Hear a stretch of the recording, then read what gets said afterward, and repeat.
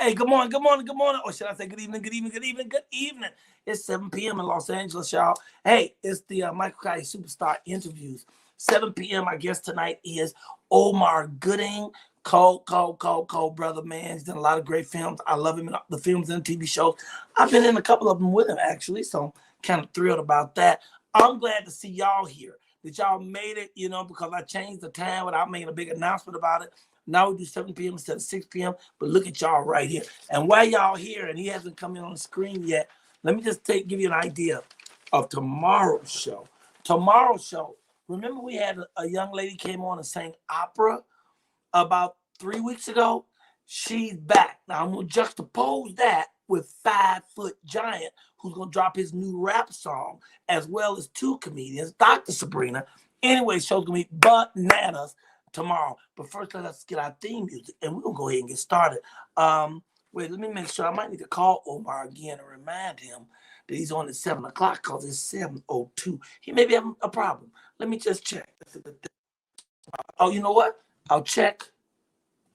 Can I check while I'm playing the music? Let me.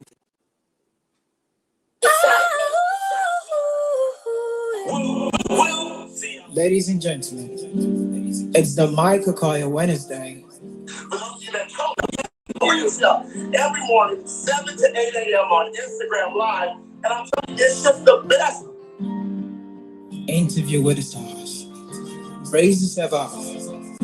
Thank God it's Wednesday, 6 p.m. is the time. One of the fire days, interview with the stars. It's gonna be funny, legend to see what I'm all about. Dollars and Michael Colyar money is the gossip man. It's a superstar time. It's a superstar time. Okay, I had to stop that. I just checked in with Omar. He said I need to send him the link again, so he doesn't have the link. Let me go back in and send it. Technology, kids. Give it a second. Spin around. Okay, allow. Okay, enter studio. I don't need to enter studio. I mean, go to the show. Super interview is there. Now I'm at the show. Invite a guest. There you go with the invite. Go back this time. Let me see what Omar Gooding is. I cannot make that mistake and accidentally say the other name. Okay. Wait a minute. He's in. Okay, so I have to send it no more. I send no more. He's right there. Okay, cool. And next, let me bag this back up one more time. That way we have a good clean cut. We do this. I found. Go to the music. Oh, I had to do what?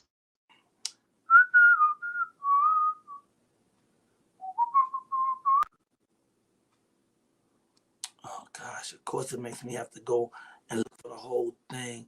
It was set when we started, but it's gonna be all right, folks. I can tell you just as soon as the swelling goes down. I missed y'all this morning on the morning show.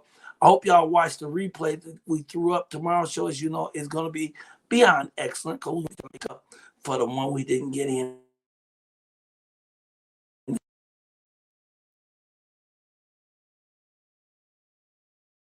They trying to call me at a time like this. We can start right now, y'all. Somebody call you Superstar Interviews, and today we have Omar Gooding. Let's see if he's ready to come on board and say hello. All right, there it is. Okay, brother, where you at? Can you hear me? He says he's in. I can hear you, but I can't see you. Right, let me see here. Stop cam. Well, that's odd because the cam seems to be on. Let me see. Leave studio, share camera mic. Let's see what happens here. Camera, my cam, virtual webcam, integrated webcam. Maybe that'll do it. Oh, I see you. Oh, snap. I see you, but you actually look like a feature film. I look like it don't look like your life. It looks like a feature film. It's like a feature. That's your camera. If it looks like no, man, looks like I'm sitting in my house. How you doing? Oh, I'm blessed and highly favored, my brother. How are you? Me too, blessed and highly favored. You know, when I was doing The Long Shots, Ice Cube movie with Keke Palmer. I come on every morning to say, I feel blessed and highly favored. Now, anytime she see me anywhere, she'll walk up and say, blessed and highly favored. You know, I love that saying, bro. Oh, so I stole that from you. Man, it's a pleasure. I'm glad you got that cleared up. Thank you, man. Every time you use it, you using what I gave you. So I appreciate you giving me that, Michael. I'm using that as much and often as I possibly can.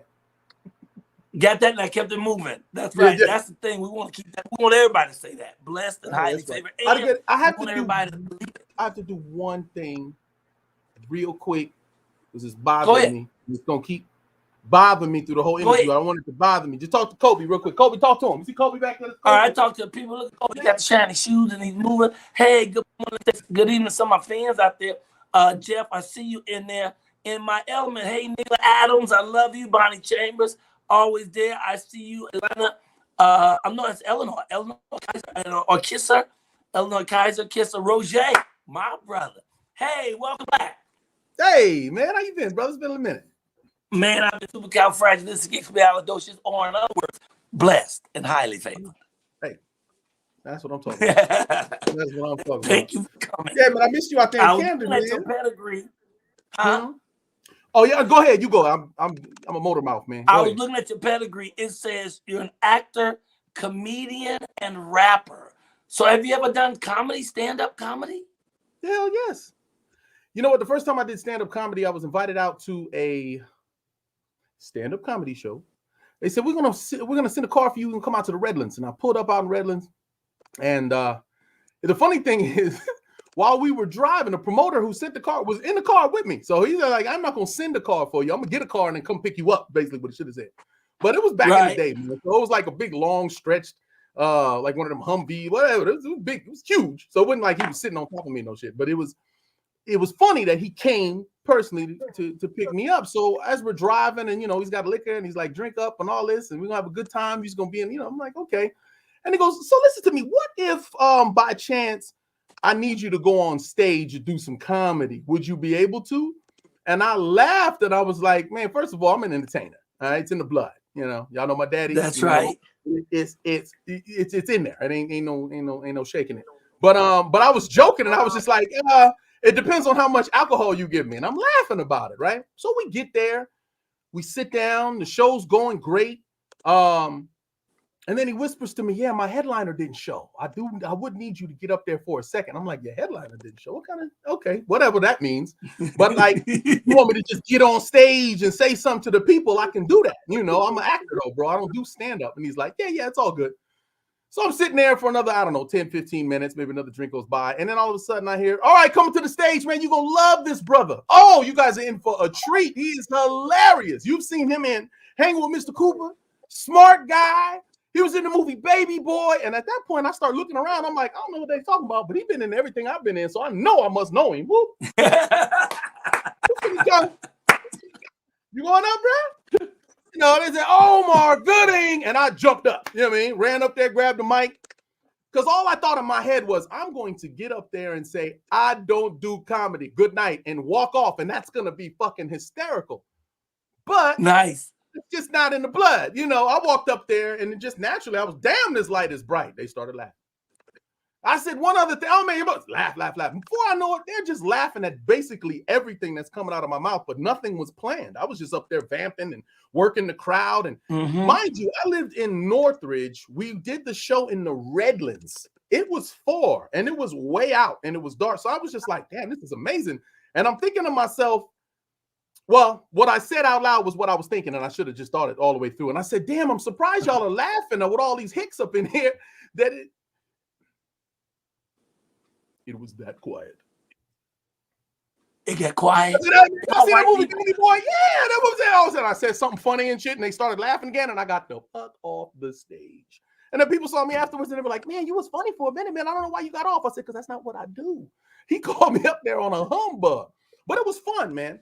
And I say I wouldn't try it again for another about 10, 15 years.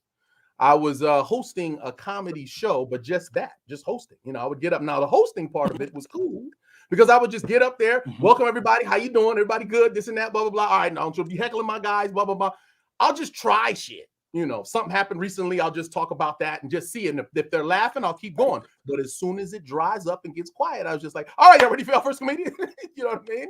So to be hosting wasn't shit. Every in between breaks, I would get up there and talk some shit a little bit. And then it would be like, all right, if that's not funny, okay, next comedian, come on up. But I've never committed to saying I'm going to do a set for like 15 or whatever, you know what I mean? And tried it like that. It's either been on a humbug, or if I have the mic and I'm up there, I just kind of did my thing. So that first crowd was all white, mostly white? Absolutely white. Absolutely white. So you had them till you pointed out who they were. Till you pointed out they was Hicks, you had them. I was like, I'm surprised. It's something about comedy. Mm-hmm. There's something about comedy that if you get up there with confidence, you don't have to have material. If you just be talking, just riffing, because most people can't stand in front of an audience and speak publicly. That's the greatest fear in the world. It's bigger than the fear of snakes. It's the fear of public speaking. But if you just stand up there comfortably and riff, you have them. And you were doing that till you hit them in their heart. Yeah, right. Don't bring logic to this situation. No, yeah, man. And it's funny you say that. I remember I had a friend that was like, oh, I want to do comedy. I want to do comedy. I said, all right. And he was funny as hell amongst us and casually and shit. But then I took him to the comedy store, you know, and the man hosting was like, yo, bro, I'll let him get on stage if you want. I'm like, go ahead, do it. He said, we'll give him the first couple of minutes to open the show. Now, I'm pretty sure you know what that means. That's unless you know what you're doing, that's deaf. That's DEF. Like they still coming in, they getting in their seat. They want to know what it is. No, it wasn't even that he was trying stuff that wasn't working. He did the classic shit I only saw in movies. He literally froze. He got up there and was like, yo, woo. And we were sitting in the front row. We're snickering. We were his friends and shit. We were laughing like, look at this nigga that froze up. And he looked down and said, yo, I done forgot all my damn routine. I don't know what to say. And the audience was just like, no one was laughing at that, nothing. They were just like, come on, seriously? And he just like completely bombed. He tried a joke and it was like, he kept saying bitch over and over and over again, like, because he was nervous, and it was just terrible. And he got off the stage.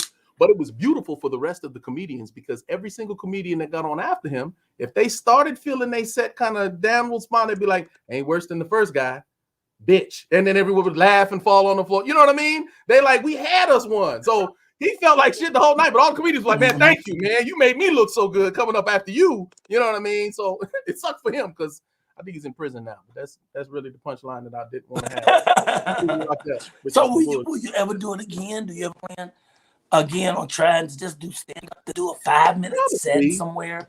Probably, now that I've been taking these minerals and herbs that help my memory. It's funny is I can memorize. I did a show called Family Time for 9 seasons, and this was just recently. We just wrapped up about 2 years ago.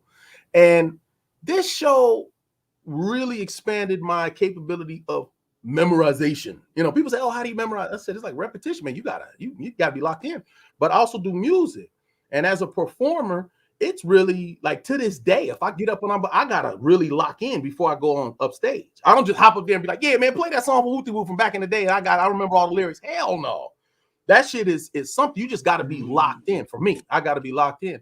But now, after that, you know, being able to retain stuff, especially for acting, dude, I can memorize a lot. I can really, really, really, really well. And I think that's the main thing to me, from what I've seen in comedy, is just memorizing these stories and the punchlines and the material, and just having, when you get yourself a serious set. And like I said, so lately, I've been doing better with that. So I can see it coming. Don't hang up. You gonna call me? All right, nigga, I need your headline tomorrow. Don't put me on no shows, Mike. Don't put me on no show. Don't put me on no shows, Mike. I'm just thinking about, you know, we have a 3-minute years turning. I see how you work. I'm just saying, you could do. I know you do 3 minutes of fun and get in and out. Bam, bam. I don't like. See, that's the. Ooh, who agreed to this? Listen, brother. See, that'll make me not sit in the crowd no more. Oh, Mike's got a show. Yeah, let me bring the next brother up. You gonna love him. You seen him in like, all right, man. I done been down that road. Don't you snatch me on stage, but I was just saying, it's fun. You had mentioned that you come from a family of entertainers. Now I know, and I don't know if others know, but your father, Cuba Gooding Sr., who was a friend of mine, incidentally, he used to hang out with me at the Townhouse. Do you know the Townhouse? Hey, wait. The Townhouse in LA you talking about? Yeah, right off La Tierra and La Cienega. Oh. Yes, my father loved the time. Yes, we used to hang with him, but people may not know he was the lead singer in a group called The Main Ingredients. Everybody, you know, everybody plays a fool sometime. So I can't sing, but he could sing, you know. I just want to be loved and needed. So he was a great, but did your mother, Miss Shirley, did your mom, was she in entertainment too? Absolutely. She had a singing group called the Sweethearts, signed to Brunswick back in, it was the 70s, because I was born in 76. My brother and sister, 1 year apart, but 10 years older than me. And those were the first two kids they had. But she had a career. Then when she got pregnant, that's it. I'm raising babies. I'm supporting Cuba Gooding Sr. But yeah, she was Okay. And we did a lot of singing growing up. So you can still sing it to this day. So you can sing? Well, let me tell you something. You book me for a singing show where I start off doing stand-up, man, we're gonna have problems. Don't keep adding no extra work to me, man. I got enough on my plate now. You be like, I remember the interview, he said he do stand-up and he sings. So we gonna sing a ballad. No, I can sing. I can sing. It's in there. And it just slips out every once in a while I'm playing. And people go, oh shit, okay, you can sing. But it's one of those, like, I think if I really took it seriously and took lessons and trained my voice like my father trained his voice, then I would probably sing. I mean, I would. Why not? You know what I mean? I mean, even now, as I do hip hop, I'm slowly kind of getting into, I wouldn't say singing, but like J. Cole. He'll sing a hook, you know what I mean? But he's not a singer, like, you know what I mean? That type of thing. Being able to carry a note and, given the heritage and lineage of a Gooding, you know what I mean? I throw it down, I pick it up. One of our viewers just heard me trying to sing the song. They like, oh, they're talking about singing, like, they know my voice is messed up, my throat is gone. If I had a voice though, I'd try to show off right now. But I don't know how to do none of that. Do you have any idea how many movies you've done? No. I've done a lot. I mean, the cool thing is I did a lot. I did a few. Then I did Baby Boy. And after Baby Boy, not when it came out, because when it came out, I was always a television actor. But when it was pretty much when it went to BET and everybody saw it. You know what I mean? It didn't do big in the box office. But once BET played it every day, and everybody saw it, then all the offers would come in for me to be, Baby Boy 2, basically. Gangsta this, gangsta that, gangsta that. So I was just turning shit down. You know what I mean? I didn't need it. And like I said, I was a TV guy, so I always had a show. Now you look at you want to know how many shows I did. Now, TV as a series regular, I've done more than a few. You know what I mean? Even first 3 went 3 to 5 years, and then the next like 5 were like one and done. Series regular though, you know what I mean? It was crazy. The Playmakers, one and done. Fucking Barbershop, the series for Showtime. So who got you in? Did your parents take you and get you an agent or something? Did you go on your own and audition? How'd you get in to get started? This is what happened. I got an older brother named Cuba Gooding Jr., right? He already had an agent at the time. Now, there's a 10-year gap between us. So I'm 9, you know what I mean? He's 19 doing his thing. He's 18, like, you know what I'm saying? And one day I go into his agency to pick up a script for him, and his agent sees me and asked me if I want to be in the movies and, go on auditions and stuff, because she liked my smile and my energy. That's it. Right. She didn't make me audition. Right. Here, read this. She don't know if I could read. She just saw my look and said, well, I know your brother. If the apple don't fall far from the tree, homie, you might got something too. And she sent me out, and I had 2 auditions in one day, and I booked one of them. That was like the first time I've ever been on an audition. Because even the first audition was scary as hell, man. A big high-rise building for some series regular role. Everybody had their lines memorized. I'm shaking, holding the page. It was terrible. But the second audition was at a house, calm. A bunch of kids was outside playing football and just really a relaxed, environment. And I got in there. I was comfortable. I made, and I booked it. You know what I mean? So it took a little while to book something else significant, maybe like a year or so. But by 3 years' time, I was a series regular on a Nickelodeon show. Nice. Yeah. So you've been doing this since you were a kid.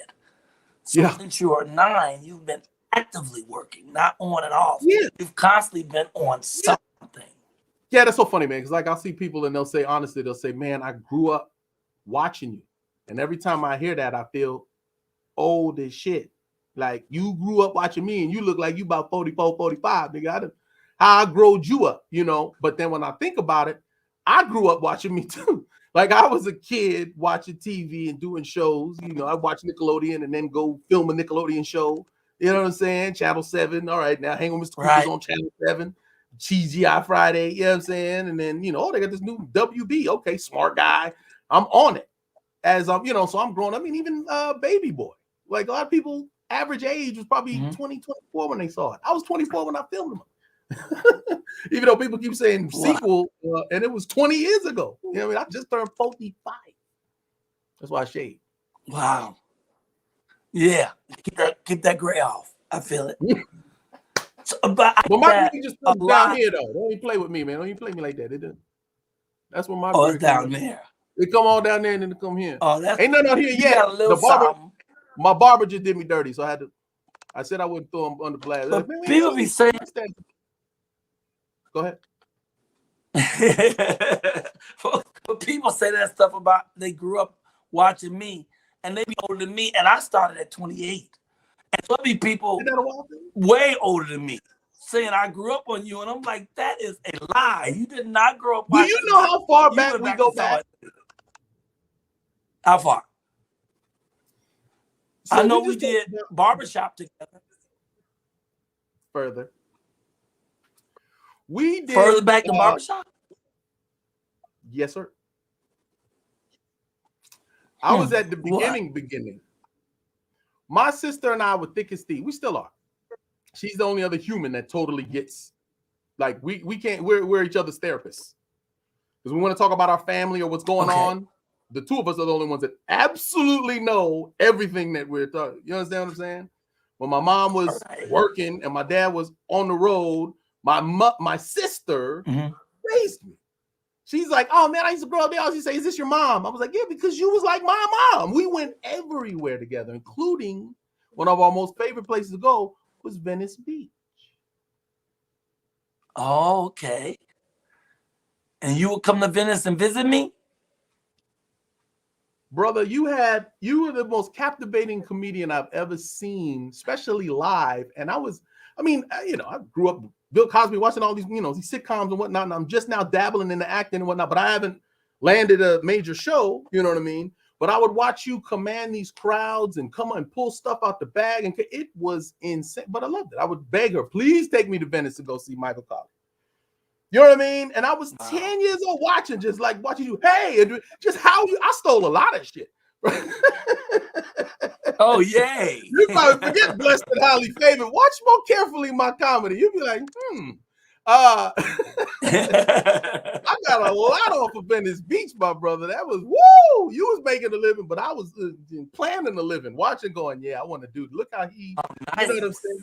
That's why I admire you so much, and people that can perform in front of crowds and that just retaining all of that, because all that's important. You tell a joke and then forget, man, what was I talking about? It's the worst feeling in the fucking world as a regular person. But comedians, that's make up. It's easier for me to remember my comedy routines than it is for me to remember scripts from movie plays. Because repetition. That's more difficult for me. I would say I would guess it's because your routine is repetition. Now, my sister now does stand-up comedy. Now she's older. Well, you put all her business in the streets. She's like, I said I was gonna watch, Mom. She gonna kill me at Thanksgiving. My sister does stand-up, and it was funny is the first time she did stand-up, my brother, myself, and his wife were all there watching. We were standing in the crowd. She opened up with a headliner was Seinfeld, and she had a show. Wow. I'm sorry, not a show. She had a class that she took. Right. Well, let me tell the story, and then I'll tell the backstory. Okay. So anyway, the night of, we're out there. It's me and my brother and my sister-in-law. We're watching, and we're just nervous as hell. We're nervous as hell. We don't know how good she's going to be, if she's going to bomb, whatever it is. You know, you stand three nervous people talking, and they're saying words, but nobody's connecting. Like, well, yeah, what is some about? We're all three talking about three different things. Stand here nervous as hell waiting for my sister. But she comes out, and she destroys it, bro. She destroys. We're laughing. Like the first laugh was that nervous laugh. Thank God she's funny. And then it was like, shit, she's fucking hilarious. And thank God she was the last one to perform. And then Seinfeld came out, and he just, everybody's falling on the damn floor. I've never seen him live other than on the shows. Wow. So what I asked her was, how the hell did you do that? Like it seemed really like you really just stood up there with this memorized story, basically, and you're trying stuff out, maybe some new stuff. And she told me about the class. And she said the class that she took, the first day, well, she didn't go into specifics, but basically you build your story. You try material, and then you come back the next week and you try whatever works, you keep that, blah, blah, blah, blah, blah. You know what I mean? So I was like, I'm thinking that maybe it's easier to memorize that because of how long it takes to develop and you go through this whole story. I mean, vamping is one thing, but memorizing something, you do it a lot, I would think. Whereas this shit that I do, where we just read a script, put it in your brain, and then go, shit, that's just, it really, I would say it's a gift. I was going to say that being funny, but before I did Family Time, I was pretty good at memorizing lines. After Family Time, it's scary now. It's phenomenal. I remember the specific moment where he gave me a scene and said, all right, brother, we're going to go again. Oh, wait a minute. No, we can't do this scene. We're going to go to this next scene. We need to be ready to film. You're already in the same wardrobe, so we're ready to go in like 5 minutes. I was like, the fuck you mean 5 minutes? I got to learn this whole scene. It's like 5 pages. Now, let me talk about dialogue real quick for a second. When you're in a movie and you're doing dialogue, the easier stuff to remember is stuff that is attached to blocking. Right? If you walk in, you sit down in the chair, and say, boy, I'm tired. My legs crack when I sit in the chair. I need something to drink. And you cross to the fridge, and now you get something to drink. And man, who put this beer in here? I don't drink beer. And you know what I mean? So when it's attached to blocking, it's easier because there's things that I remember. It's like I sit down and then I pick up the thing. And then, okay, you ready? Action. Okay. Oh, I'm tired, man. Ain't nothing left to drink. Like, you know what I mean? So this particular scene, I was sitting, I'm supposed to be watching TV, playing a game while my wife is in the background walking by and talking. Now she's got all this dialogue, cross over here, where's my this, where's my that, is attack. Me, I'm supposed to have this long thing memorized while I'm staring at the screen the whole time playing the fucking game. I'm not looking around, can't think of it. And he was ready to do it in 5 minutes. And I went outside, and I've been doing the show for probably 2 years. So this is like year 3. But it was the first time that I realized how my memorization developed. So I'm sitting there and I'm going over it. I go over it twice. I go over it the third time and I go, fuck it. I was mad. I was pissed. I was like, it don't matter, man. I hate looking unprepared, feeling unprepared, or messing up. I mean, who does? You know what I mean? Who likes that? So I was just like, even though I know I could do the line and it just say line and she'll send me the line. But I didn't want to do that, you know. So anyway, so we sat down. I was mad. And we said action. And we did the whole thing in one take without one mess up. And when we were finished with the take, I went, damn. Like, no one knew what I was damning about. They were just used to us what you're going through. But I was like, I'm mad y'all ain't clapping or nothing. Like, I can't believe I memorized all that. And they start laughing and whatnot. But I was how mad I was, but also impressed with myself. I'm like, I can't believe I memorized that shit. So then it was like, I couldn't really get mad at them when they switch up shit. Because it wasn't just like I was so angry that I memorized it. Dude, I'm telling you, that was like, we would do 50 pages a day. We would shoot an entire season in a month. It was insane. In a month with like a week off. Wow. we show up, especially by the end. Last few seasons, we would do them in like 3 weeks. 13 episodes in 3 weeks. But full episodes with 4 cameras and all that shit. And, moving parts. And other actors would come on stage like, oh shit, you know your lines already? We're like, come on, get with it now. Episode 70, brother. We can memorize the phone book right now if you hand it to us. It's just, that's just developed over time too. Again. So that's Bentley. That's Bentley Evans Studio. Bentley Evans, yes, Harvest Studio. Shout out to Big B. Yeah, Bentley a beast, man. He a beast. He's been doing it for so long. That's the other thing that made it easier for us in a way. He would just push, just go, get it. Trust me, we can get it done. And after a while, I was like doing push-ups. All of a sudden, I can do more. You know what I mean? But yeah, Bentley's a beast. Yeah. I was blown away when I did one episode of that show. What is it called? What time? Family Time? Family Time, yeah. Was it called Family Time? I had one episode, but I was so blown away by the studio. How professional he is. It is as nice as NBC or CBS or anything else. And that's all him. You know what I mean? Because he worked with, Jamie Foxx, and he worked on Martin. He worked, he's executive producer. I'm sorry, not worked with, of both of those shows, right? Right. But at some point, he just said, I might as well do my own thing. Got him a studio. When I met him, he was doing Love That Girl with Tatiana Ali. That was on TV One. Then after he finished that, we shot the 6 episodes for the first season of Family Time in a studio in Sylmar. And that was, maybe 2 years later, then he bought Harvest Studios, which is, in Northridge. And now to see where just watching him do these things, you started from here to here to here. Now you're doing your own thing. It's a blessing, man. Hats off to the brother. Yeah, he's amazing. It's amazing to watch. What has been your most difficult role? And was that comedic or dramatic? Your most difficult role to play? I don't know. I mean, this one gives you. That's a good question. I gotta be me, so I'll probably wind up shamelessly plugging a few things. So just buckle up. When I say when you say difficult, when you say difficult, I'm gonna put it like this: there's 3 projects that pop up. Right. First, you have Baby Boy. Now, Baby Boy with John Singleton was a situation, and I'll give you the short version, where I was 24 years old. I was untested in dramas. You know what I mean? Coming from the sitcom era, it was harder to book serious, dramatic movies because they see you as the 90s black sitcom guy. You put a little extra on it. It's just a little right. And no matter how well you did in the audition, they're still like, yeah, well, your name is a TV guy. Like, you know what I mean? So no one really would give us a chance. Then comes along a brother like John Singleton, right? So he calls my mother first, who was my momager for most of my career, right? Nice. He calls her and says, I made one of your sons a movie star. I want to make the other one a movie star. True story. So she's like, okay, gives him my number. He calls me. Hey, this Johnson, like, word? Okay. He says, listen, brother, I have a script. I'm going to send it to you. All right. It's called Baby Boy. Hit the gym, and I'll see you in 3 months in Leimert Park, where his office is, South Central LA. So, I read the thing and it blew my mind. Right. So again, we could talk about that forever and how that whole situation was. But physically, I probably lost about 40 pounds, right? 40, 50 pounds. But at 24, you can do that in like 2 weeks. Trimmed up, and then I had to mentally lock into the role.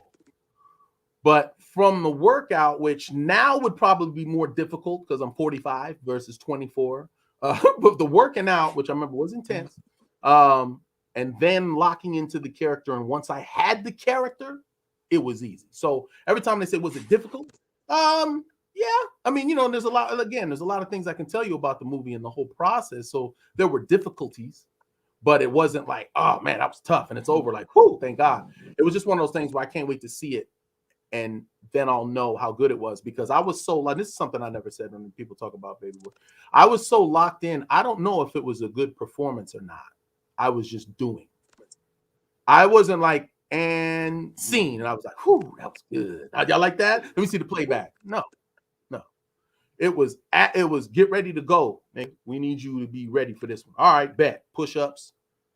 Get my heartbeat racing. Action. Do the roll. Cut. All right. 40 ounce. We was hanging. I was just in the hood chilling, scene. All right, bet. That's what we're gonna do. Boom, boom, boom. I was just doing. It wasn't until the premiere that I went, damn, that shit is dope. You know what I mean? So it didn't seem difficult in that way. Now, a few years later, I'm auditioning for a series regular on a role on a TV show called Playmakers. They say this is a show that's going to be aired on ESPN. It's like, really? It's never been done before. I said, yeah, it's groundbreaking. So it's got to be awesome, right?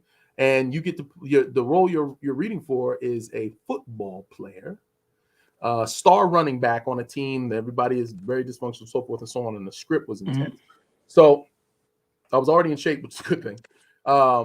Read for the role, booked it, but even in shape, you're never in football shape, like maybe boxing or something. Then you know what I mean? But when what we did is we filmed it out in Toronto.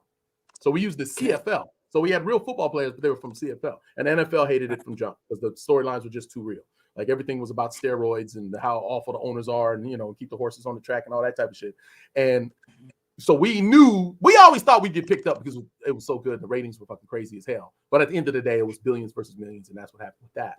But physically, it was challenging. Like, for one, we were doing a lot of our own stunts for a while. So niggas started blowing knees out and hamstrings and shit. And once again, I got into, which in my opinion was the best shape of my life. Baby boy, I was super skinny, really, and lean cut. But in Playmakers, I actually put on some weight and then cut that up. You know what I mean? So again, physically, that was one thing. As far as the role, I don't know. Again, it wasn't tough to me. It was badass. And again, huffing and puffing. It was more to me physically demanding. Obviously, a football player than a gangbanger that fresh out of prison. Yeah, I mean, even though he looked a certain way. But number 3 is a film that I did last summer called AM Radio. Now, AM Radio was groundbreaking for me as an actor because I did something on camera that I've never done before on camera. You got to think about it. It's people that are fans of me, that have watched my work. I'm very proud of this for them. It's not, oh, he's playing this role again, and which I don't do a lot. You see the baby boy role, and then sometimes you'll see me get mad and be like, oh, he pulled the sweepy out for that. But that was a different zone I was in. You know what I mean? And this isn't about anger. It's about despair. It's about feeling like you're all alone, even though you're not. And God being there for you, whether you know it or not. Those signs. And it's not a faith-based film per se, but there's a lot of messages in the film in a very real character. I'm cursing, I'm going through this and that. It's during the pandemic. Now everyone took their 2 months off and everybody stayed at home and did what they did. Everybody did the quarantine at first. But after the 2 months, it's like, all right, let's get the show back on the road. So I talked with the investors. We cut some corners. And it was perfect because we were able to scale this film down to a bare minimum crew during this pandemic so we can contain shit. Majority of the scenes I film, it's called AM Radio. It's a movie called AM Radio. It's not an AM radio show because I posted about it. People saying, oh, congratulations on your new radio show. I was like, knock it off. A movie called AM Radio. That is not one of these movies that you see. When you say, you have any idea how many movies you do? You probably did my IMDb and be like, damn, he starred in all of these? Yeah. 50 of those are one of them. Hey, brother, I need you for this film, man. Holler at your boy. How much pull up on me? And I said, what you want for a day? A day. I'm just keeping it a buck, Mike. You know what I'm talking about. I'm keeping it 100. Right. I'll pull up on you. Boom. All right, do a couple scenes for you. Shoot back home.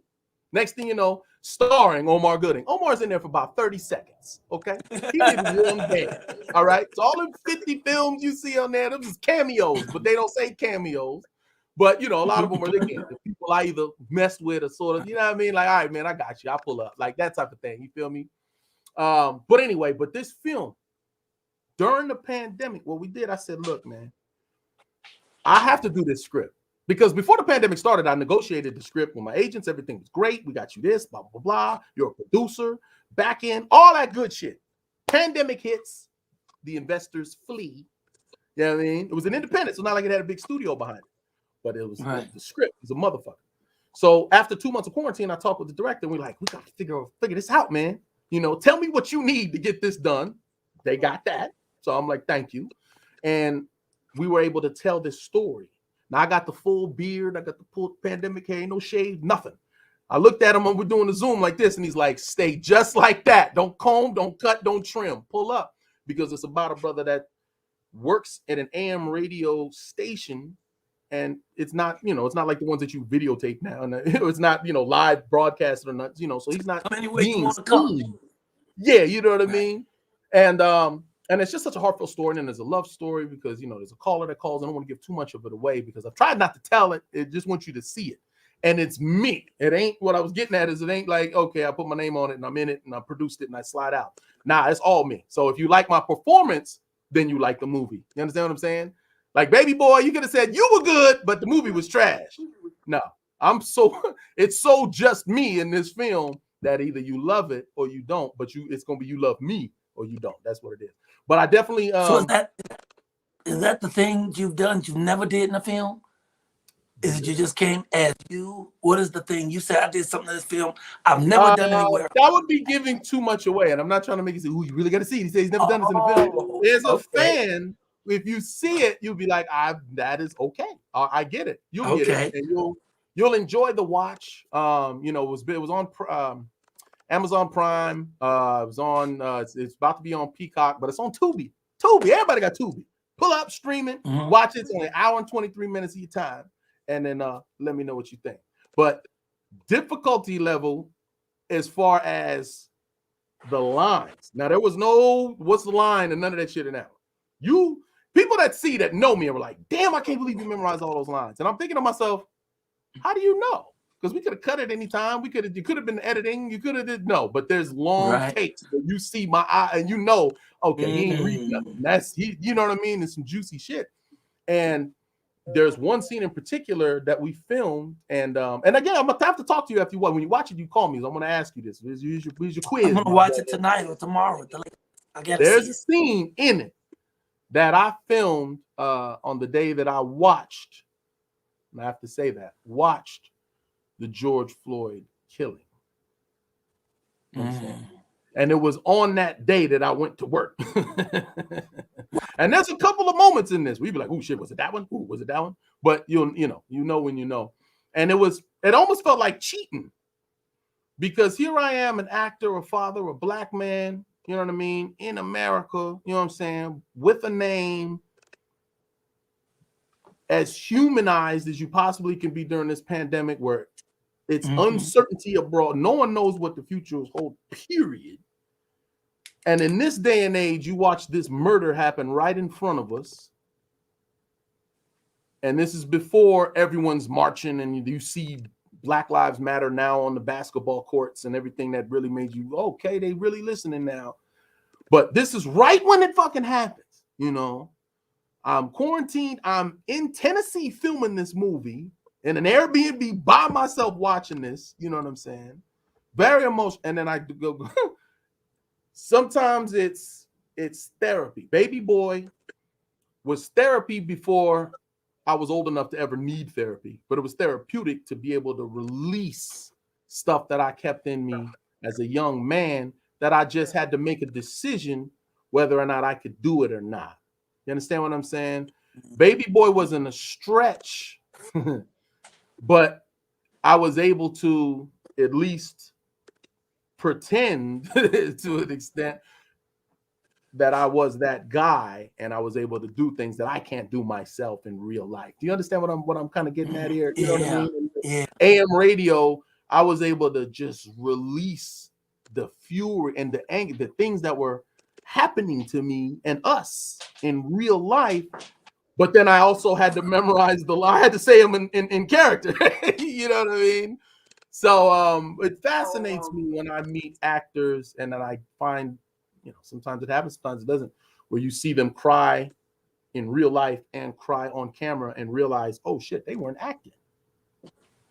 You know what I'm saying? So it's deep when you see those type of emotions that people can, you know. So I love my craft, man, but you learn something new every day. And this was just last year that I was able to tap into something else in my art and in like storytelling wise. Like, you know what I mean? I think they're acting, but they're taking it to a deeper level where they are able to emotionalize it, to take themselves to that emotional level. Like Viola Davis can snot up at the drop of a hat. And that's her going. It's nasty as hell, but it's impressive. It's nasty and impressive, yes. And to be able to go there in 10 seconds, you know, I mean, to be able to feel the level of emotion where I'm always told in this acting thing, you ain't supposed to try to cry. You're supposed to feel the emotion. And if you feel the emotion correctly, the tears will come, you know.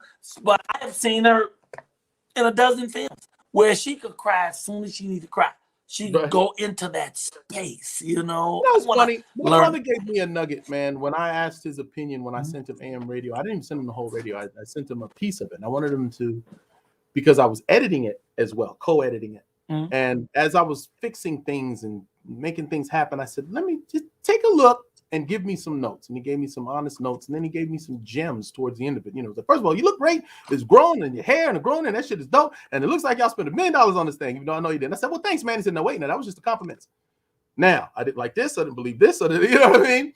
And then we made another pass at the editing. But what he told me, he says, you know, there was one character, which was in another movie he was talking about, but he was like, it's you can't laugh for the audience. You can't take the emotion for the audience. Like, if you say something funny, let it be funny and then let them laugh. Don't say something funny and then laugh at it. They're like, okay, now I don't have to laugh. Like, you know, it's the strongest part of crying is being about to cry and making someone else cry, not just crying. Like that's it's deep. It's deep. It's like, I'm not even explaining it right, but it's cool because I'll let him do his own interview.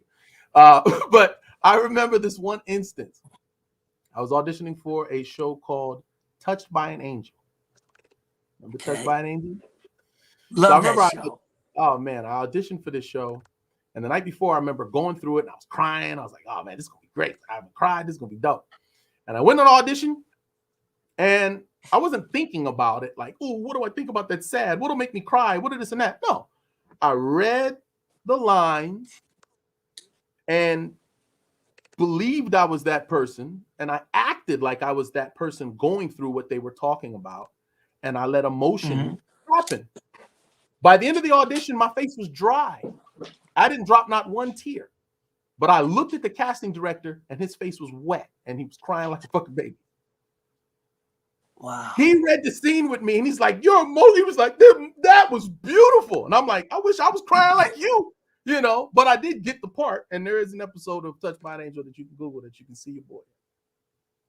But wow. I remember also, well, I ain't gonna tell that part. Some stuff. But what is the most fun you had on a show, and what show was that? Oh, that's easy. Smart Guy. Smart Guy was is it easy? Yes. I mean, because that's a show you're talking about. Man, this is what I'll say about Smart Guy. Because I'm doing all these interviews. I'm trying to say the same stuff in everybody's interview. Let me tell you something about Smart Guy. The Smart Guy was written for me.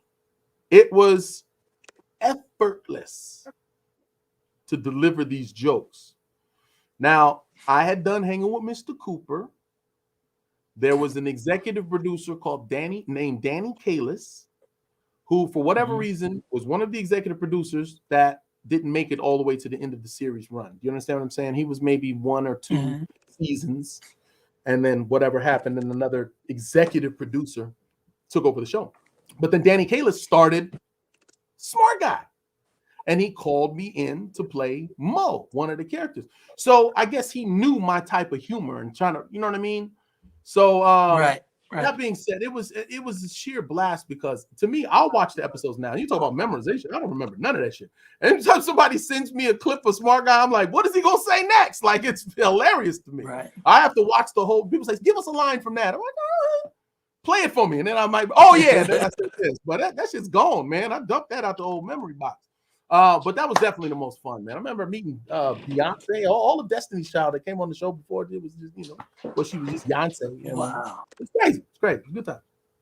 I want to ask the audience, is there any questions that you may want to ask Omar? I don't mean he's going to answer them. He may or may not. We're going to leave that totally up to him, depending on what the question is.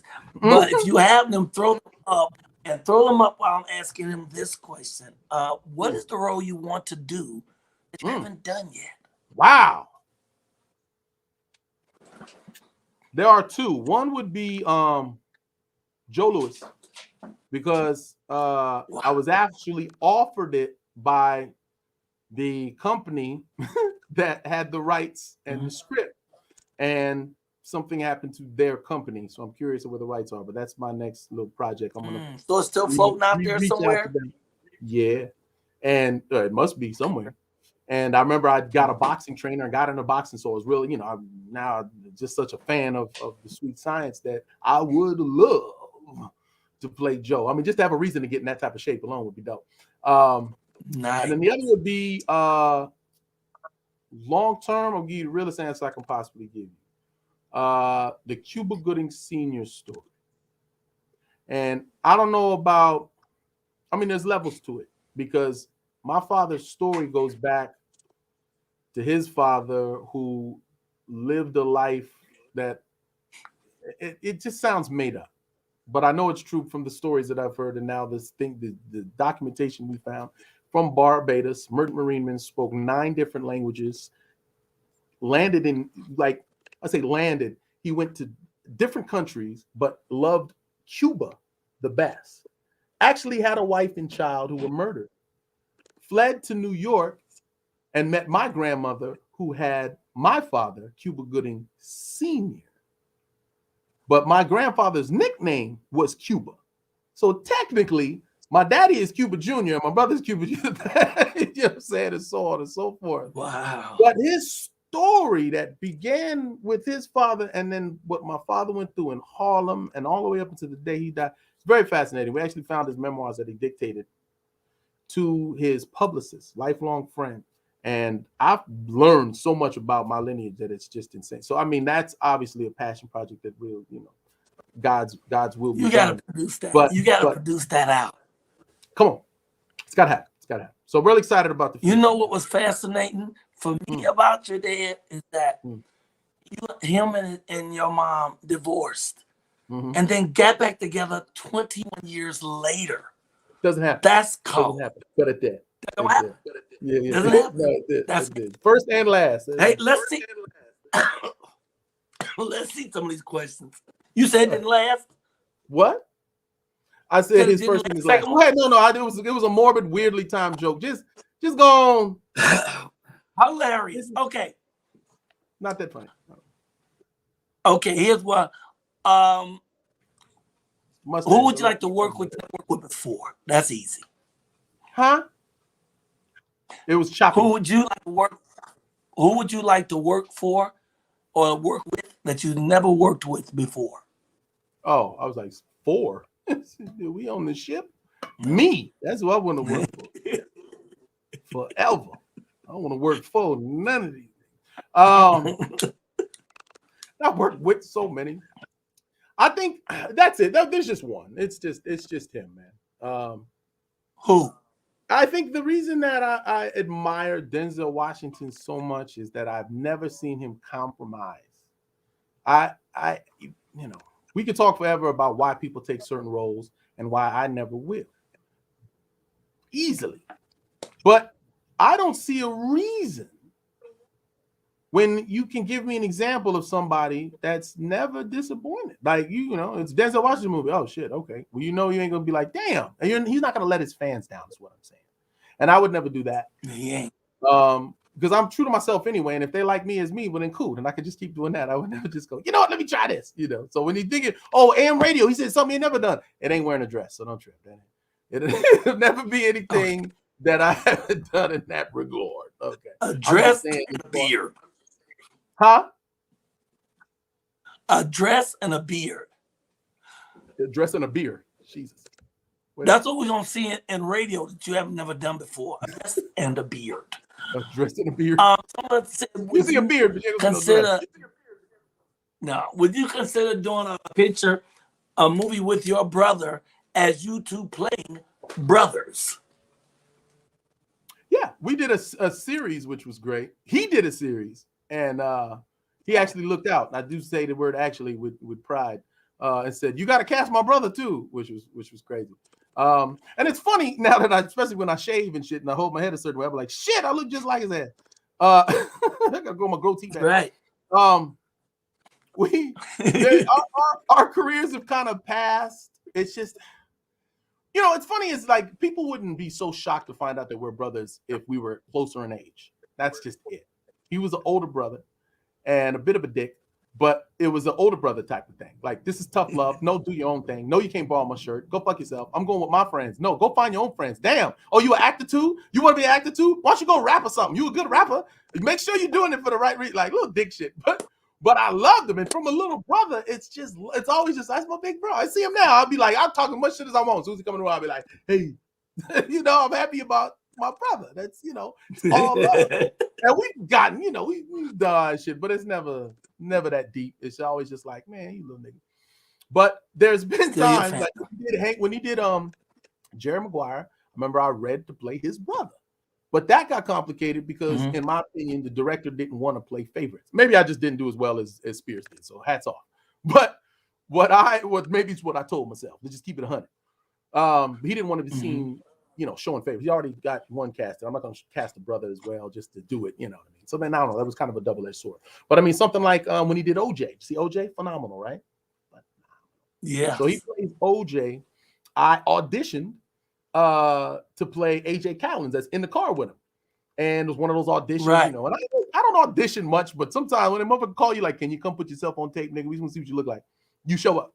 So I remember I showed up and I read, and you know, everything, the energy was high and all the shit. And we're like, yo, we love you, bro, but y'all just look too much alike. It's gonna be confusing. It's gonna take the audience out of it. They'll be like, oh, this is OJ. Who is this? Two OJs? This don't make no sense. No, you know what I mean? And then this time that we actually did do something, it was called Big Time in Hollywood, Florida.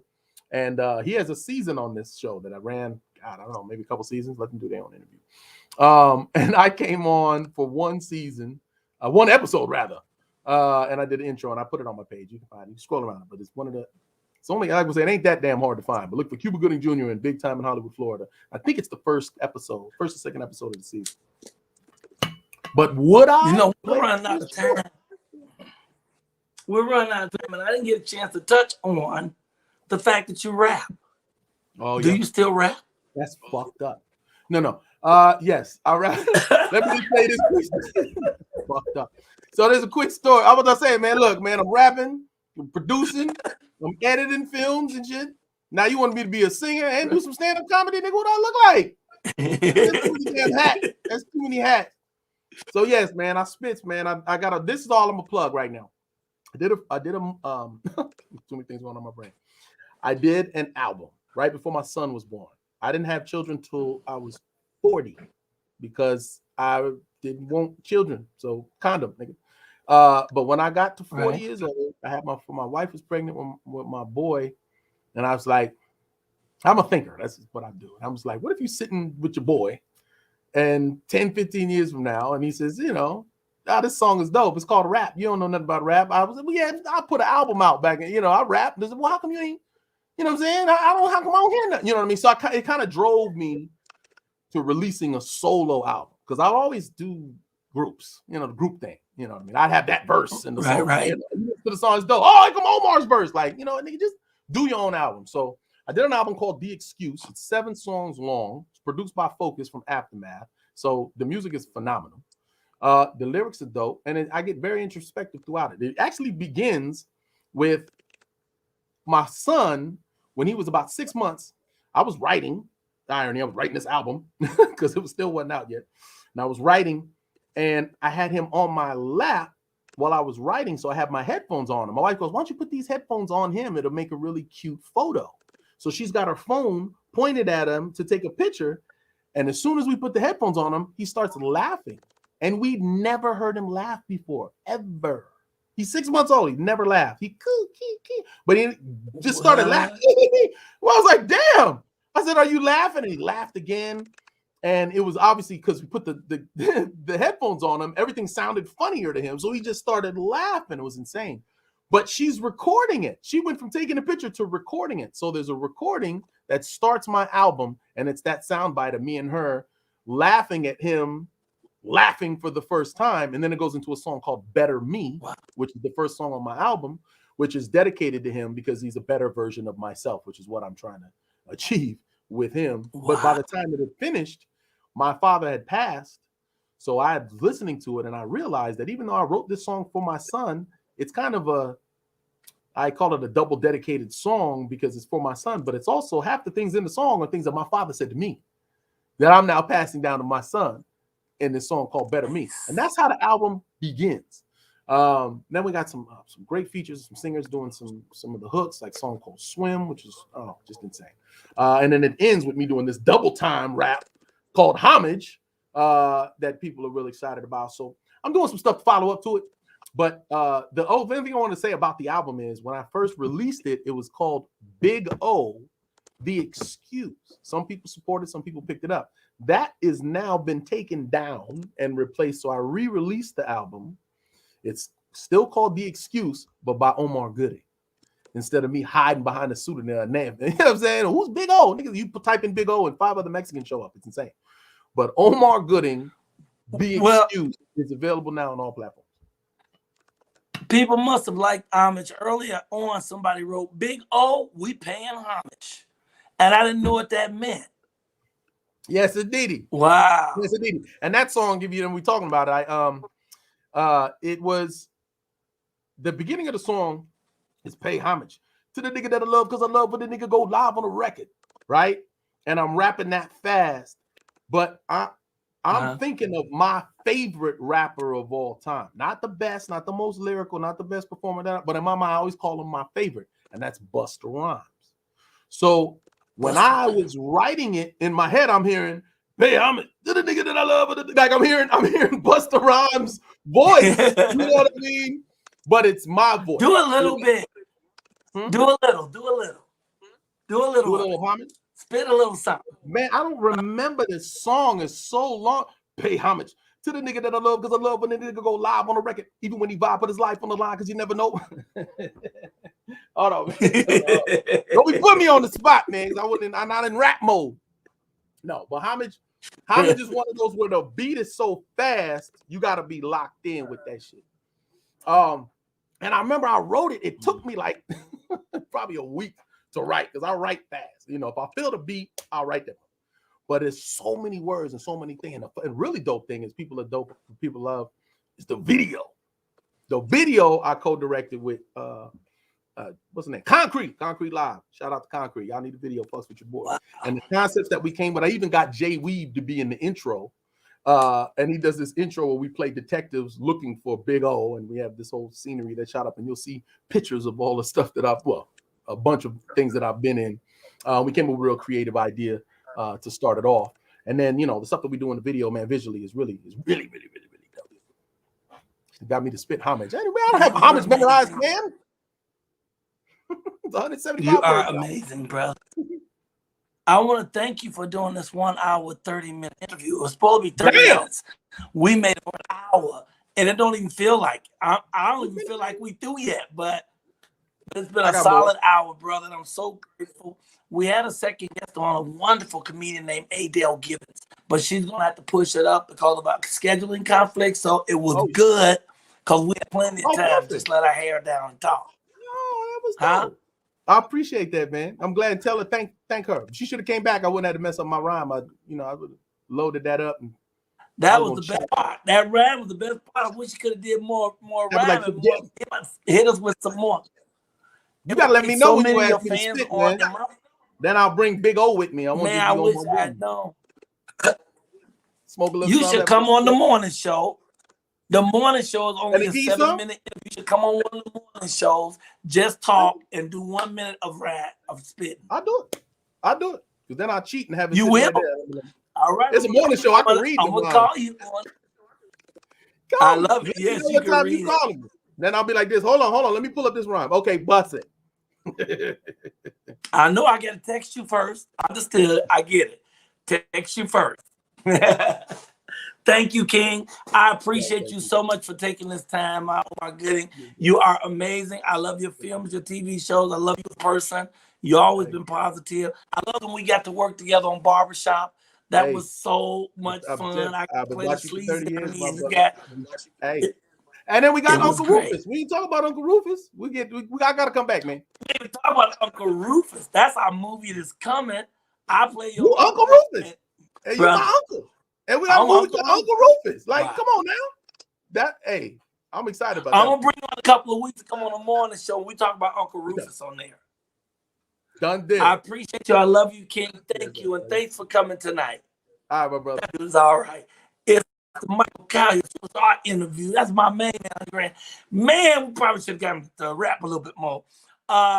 Look, I gotta speak to some people before we get off here. As y'all know, I have no voice. I was on voice rest, so I couldn't do the morning show. I'm barely making it through now. Let me go back here real quick. A couple things I want to say to you guys. Because I saw some people throw up something I need to respond to. Adele Givens is coming, but not tonight. I'm sorry. I thought I meant to mention it at the beginning of the show. I'm sorry if I did not. No, she's not coming tonight. She was feeling under the weather too. And the thing is, she was going to come. She said, Michael, I'm really feeling like mess. I'm going to take a couple hours nap, and then I'm going to come on because I said I'd come. But I'm sitting here sick myself, so I can certainly get sick. So I'm like, nah, don't even do that. I want you to come when you 100 because we're going to cut it up. It's going to be funny. It's going to be stupid. And we're going to be every Wednesday at 7 p.m. talking to somebody great. And one night that's going to be for the next couple of weeks, she'll come back and then we'll do it. You know, she'll probably even be more exciting because she'll feel like she got to make up for not coming this time, you know. So it'll be cool. Don't worry about that part. I guarantee tomorrow's show is going to be spectacular. Like I said, we got one. This woman she came and sang opera last time. But with that same operatic voice, she's going to come back and sing from Porgy and Bess. If we go the right way. 5 Foot Giant just dropped a new single. He's going to drop that. I have 2 comedians, the great Sabrina, Dr. Sabrina Jackson, going to come and help us de-stress for our De-Stress Thursday. And off the chain, my guests, my co-hosts are so awesome. Wow. Omar could do a monologue. That is good. Heal in the name of Jesus. Thank you. Great interview. Show was fun. Wonderful interview. Thank you, everybody. And my friend, Blackwood. That's my man. There's a guy on there named Big Al. You may see him on there under Blackwood. That dude is my friend. My man, 100 grand. If I go anywhere near upstate New York, he roll in and make sure he look out for me in every way. It's so funny I can tell you this story. I don't know if you want me to tell this story. But one day we had to share a room, right? So we had double beds, right? And I don't have, you know, I'm comfortable in who I am, so I ain't got no problem. So I said, dude, we good. But I have a no nut policy. You understand me? You come out that bathroom, I see your nuts, nigga, you can walk right on out that door.